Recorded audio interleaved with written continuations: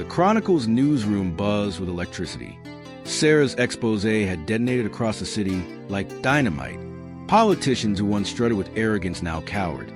Their names splashed across headlines in black ink, like stains that could never be washed away. Sarah had drawn blood, and everyone knew it. But victory was never clean. With every enemy she exposed, new ones emerged. This time not only in politics, but in her own newsroom. Jealous colleagues whispered behind her back, some calling her lucky, others insisting she must have had help. Victor was the loudest shadow among them. "Careful, Sarah," he told her one afternoon, his voice dripping with mock camaraderie. "Reputations rise fast, but they burn out even faster. One mistake, one crack, and you'll be nothing more than a cautionary tale." It wasn't just a warning. It was a promise. Sarah understood. She had learned that information could topple the powerful. But reputation was a theater where power truly lived. To control perception was to control reality. Truth mattered, but only if it shaped the story others believed. So Sarah began to fight not only in archives and alleys, but on the invisible stage of public opinion. She cultivated allies in whispers, a columnist who owed her a favor, a radio host hungry for scoops, even rival journalists impressed by her daring. When others tried to smear her as reckless, she countered with carefully placed stories of her diligence and integrity.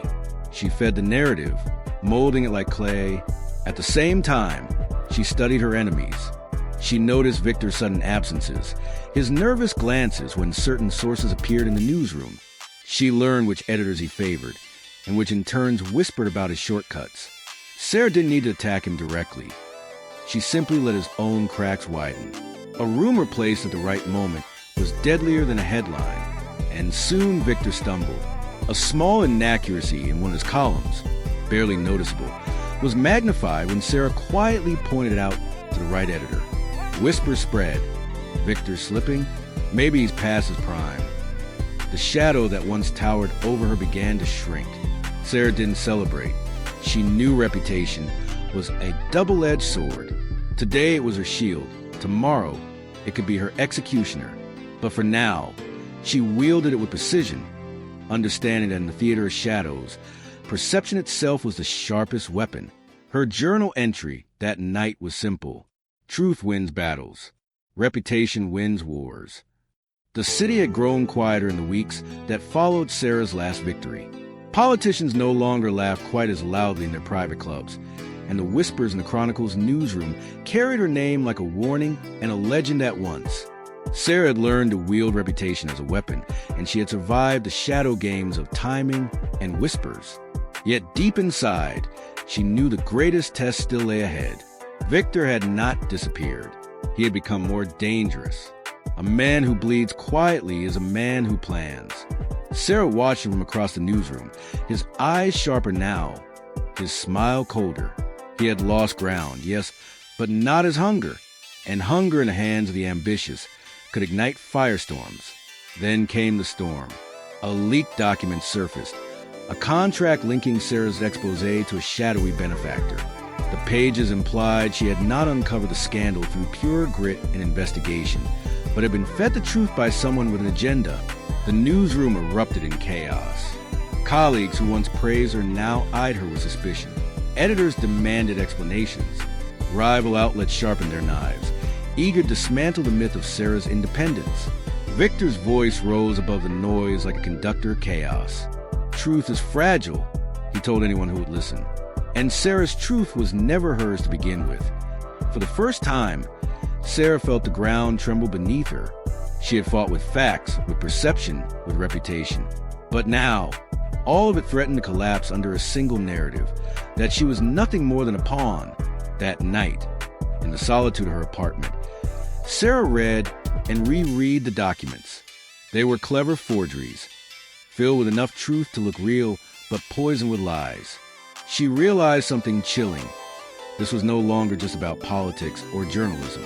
It was about power itself. And power, she now understood, wore no mask. Masks belonged to people. Liars, pretenders, cowards.